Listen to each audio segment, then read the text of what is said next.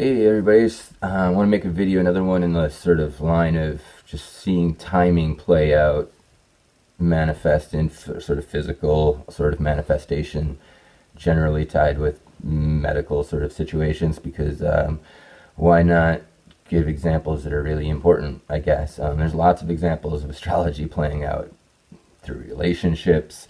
I know that sounds crazy, but yeah, because it's your ability to function in a relationship has a lot to do with your ability to function as an individual within your own subconscious and your own sort of judgment.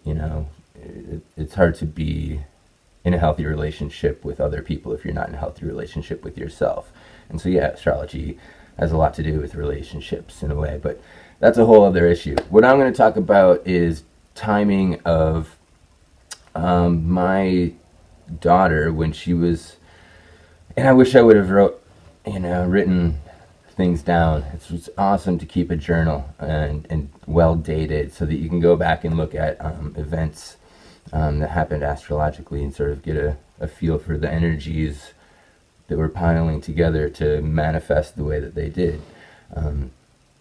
So when my daughter started talking, just started talking, I don't know, maybe when they're one they start coming up with a word or two, but it's probably closer to two by the time there's like sentences or any type of multiple words strung together coming out. And it was fascinating when she started talking. She was right on normal sort of timing with every other kid, and then all of a sudden she would kind of start stuttering, and I was just really starting to pay attention to all this timing of astrology stuff at the time, and so I'm in my head, I'm like, well, Mercury is the planet of communication, so let's take a look at what's going on. And sure enough, Mercury had just gone retrograde.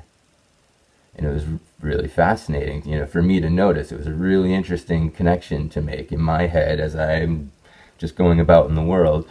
Just paying attention to this little thing that's happening with my kid and with the planet. And then, I'm just watching. And then I didn't make, she's a kid. We're not going to make a big deal out of it. We're going to let her kind of stutter until she gets out what she wants to get out. And, she did that for a little bit. And she's a kid, so she's just learning to talk anyway at the time.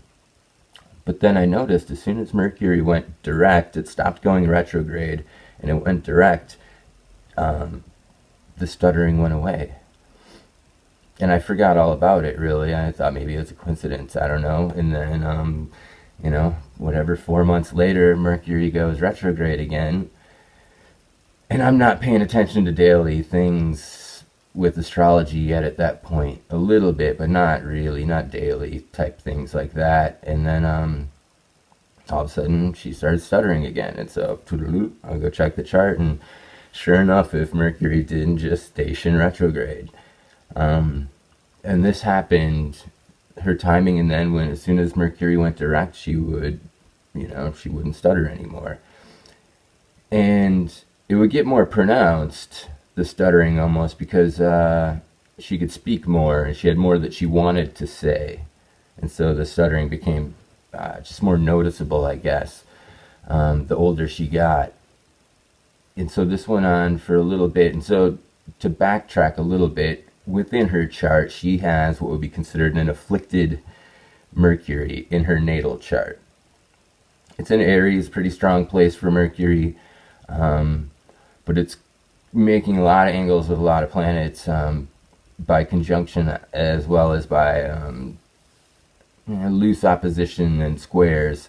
And so that's part of why she's more inclined to go through these phases of stuttering and having issues with projecting her Mercury. Her Mercury is making angles with a lot of planets, which means when she goes to speak, she's got a lot more to consider, and some of those angles are frictional, and they don't, psychologically, she is not developed into balancing all of those archetypes, psychological archetypes. And so she's processing Mercury's dry intellect in the way you observe the logical world, And when it's in retrograde, as opposed to observing the world and gathering information, it's much more introspective. The energy of Mercury goes sort of inward. And so yeah, when she is going through, or it was, she did, now this is sort of, it's a phase that's passed. She's sort of overcome it. She's balanced out whatever she's needed to balance out psychologically. And I think it's pretty common that some kids stutter in phases when they're young. I don't really know, but hopefully this video will make some contact with some people, and they'll be able to relate to it. But so yeah, this went on. You know, Mercury goes retrograde for about 3 weeks, or 3 weeks at a time, about 3 times a year. And so, you know, this little pattern of hers, that she would not stutter for whatever, 4 months, and then she'd stutter for about 3 weeks. Mercury would go direct, and it would go away. And we just, I think one thing was really important to understand, that this was an astrological phase going back and forth. Some people tend to overreact and go to a doctor anytime something just appears not perfect. And you know, as soon as you take a kid to a doctor and start giving it names for psychological things and physical things, they internalize that, and I just don't think it's a very healthy way to deal with it, especially when they're so young,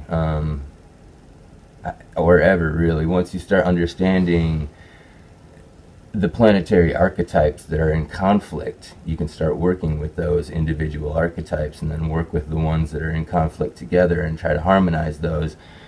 And through that is probably the best way to sort of overcome the stuttering. You know, if you want to break on through there's a great mushroom researcher. By mushroom I mean all types of mushrooms, but back when he was in college, he took some psychedelic mushrooms, and he was the kind of guy who could barely communicate. He stuttered so bad, and he had a pretty intense psychedelic experience in which he sort of just mentally overcame it. Psychedelics are pretty powerful.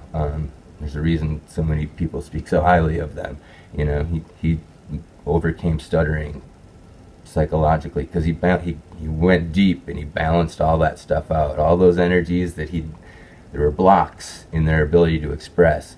Psychedelics can just blow the doors off of walls and blocks that happen in your psyche. So that's a whole aside. But now back to my kid and her stuttering patterns. So this went on for probably 2 years. So between 2 and 4, age, or 1.5 and 3.5, something like that. She would go through this stuttering, not stuttering during the retrograde patterns, and then she just kind of overcame it. You know, just stopped. Then suddenly there was a Mercury retrograde, and she didn't stutter anymore, and still doesn't. But so she went. There was about a year where the Mercury retrogrades weren't affecting her. But like I said, her Mercury is in Aries at about 20 degrees. And so after a year of not dealing with any stuttering, Uranus transited her Mercury. And Uranus goes around the chart every 84 years. So it's, you know, she's going to live a long time before she gets to her second Uranus transit of her Mercury. You know, she'll be 90 years old almost. And so it's a big transit, and Uranus is sort of the higher octave of Mercury. It's very mentally sort of neurologically electrical functioning, brain functioning energy. And during that transit, she started to stutter just a little bit again, but all of a sudden, like, I'd forgotten all about it really, and all of a sudden, like, whoa, I forgot about that stutter, and I went and looked at the chart, and sure enough, there's Uranus right at 20, you know, probably it was pretty close to the minute, if I remember right. And she didn't stutter much there, but it was just enough of a confusion. The Uranus transit to her Mercury was just enough of a, wait, what? And, you know, the stuttering came back just for a little bit, and now, you know, Uranus has been passed now for a few years, and she hasn't had a hint of a stutter in a few years. But that was a really fascinating progression to watch the astrology of. Yeah, I really recommend getting on astrotheme.com and learning how to, I'll probably make a video on it, because as easy as it is, it's an excuse not to do it if you don't know how to do it. So I'll make a video making it nice and simple for everybody, but learning how to looking up your birth chart, and then also looking up how to look up dates in the past and being able to see, so you can have your birth chart on an inner wheel and you can have some date from the past where the planets were on the outer wheel, and you can see how things were relating to each other. And that's probably the most powerful thing you can do to begin to really understand astrology, is to watch how it played out in your life in the past. Look up really important dates that just seem fated, or something major happened, turning points in your life, or it's just extra meaningful, something that just sort of happened that you can't explain, or when you got really sick, or timings of depression and those things. You can it's powerful, really powerful, what you can psychologically come to understand and overcome through that process. So I think maybe that'll be my next video. Anyway, yeah, that's a little bit on stuttering and Mercury. So thank you, everybody. Take care, and have a good one. Peace.